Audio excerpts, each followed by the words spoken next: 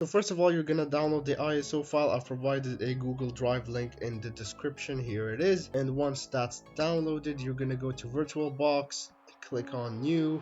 You can name it whatever you want. Doesn't have to be the actual virtual machine name. You click on the ISO image place, then you click on Other, the folder right here. You go to wherever you saved the ISO file. You click on Next. Gonna detect it, skip unattended installation. You should at least have 2 gigs of RAM. You should give it 2 gigs of RAM.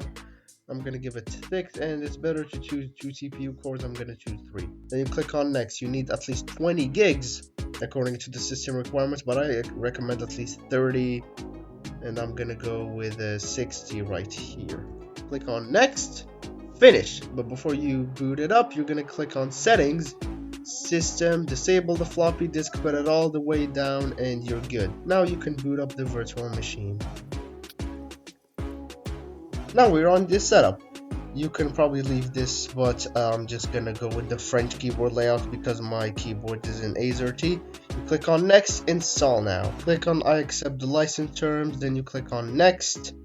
Custom Advanced, you can partition this if you want. I'm just gonna click Next. Now it's gonna start downloading Windows. This part usually takes about half an hour. Once the setup asks you to restart the virtual machine, you're gonna have to just go to File and then Close and then power off the virtual machine. You click on OK. The settings, the system, disable optical and put it down, then OK, and you start the virtual machine.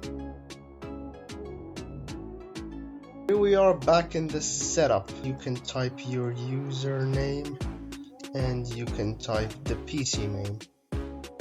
You can skip this password and you don't have to worry about the products key because you can just skip it.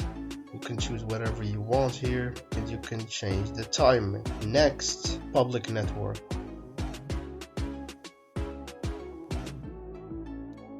There you go. Now there's Windows 7. A sub would be appreciated and I hope this helped.